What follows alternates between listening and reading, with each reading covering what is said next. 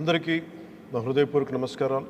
ఎన్నికల సమయంలో ఎన్డీఏ కూటమి ప్రభుత్వం ఏర్పరిచిన వెంటనే పంచాయతీరాజ్ వ్యవస్థని బలోపేతం చేస్తాం, ప్రభుత్వ పనితీరులో పారదర్శకత, జవాబుదారీతనం తీసుకొస్తామని మాటిచ్చాం. ఇచ్చిన మాట ప్రకారం ఈ నెల 23వ తేదీన దేశంలో మునుపెన్నడీ జరగని విధంగా రాష్ట్రంలోనే 13,326 పంచాయతీల్లో 4,500 కోట్ల రూపాయల నిధులతో 87 రకాల పనులతో గ్రామాభివృద్ధి చెందేలా, 9 కోట్ల పని దినాలతో 50 లక్షల కుటుంబాలకు ఉపాధి కల్పించేలా, మహాత్మా గాంధీ జాతీయ గ్రామీణ ఉపాధి హామీ పథకం కోసం ఒకే రోజున గ్రామ సభలు నిర్వహించి తీర్మానాలు చేస్తున్నాం.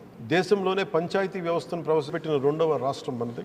73వ రాజ్యాంగ సవరణ ద్వారా పంచాయతీలకు రాజ్యాంగ ప్రతిపత్తి కల్పించి 3 దశాబ్దాలు దాటింది.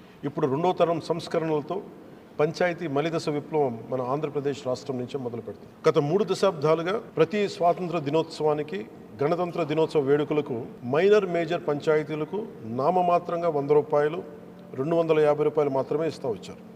మనం తీసుకువస్తున్న పంచాయతీ సంస్కరణల్లో భాగంగా 100 రూపాయలను 10,000 రూపాయలు, 250 రూపాయలను 25,000కు పెంచి మన ఎన్డీఏ ప్రభుత్వ చిత్తశుద్ధిని చూపాం. ఈ సంస్కరణలకు కొనసాగింపుగా గ్రామ సభలు నిర్వహిస్తున్నాం.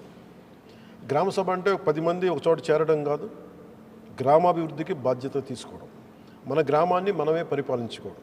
భారతదేశపు మూలాలు, జీవం, చైతన్యం మన పల్లెల్లోనే పదిలంగా ఉంటుందని మహాత్మా గాంధీ గారు చెప్పారు. అలాంటి పల్లెల బాగు కోసం ప్రధానమంత్రి శ్రీ నరేంద్ర మోదీ గారి సంకల్పంతో, ముఖ్యమంత్రి శ్రీ చంద్రబాబు గారి నేతృత్వంలో, పంచాయతీరాజ్ మంత్రిత్వ శాఖ సారథ్యంలో సాధారణ పంచాయతీలను స్వయం శక్తి పంచాయతీలుగా సాకారం చేసుకునేలా మీ పంచాయతీల్లో గ్రామ సభల్లో పాల్గొనండి, దిగ్విజయం చేయండి. జై హింద్.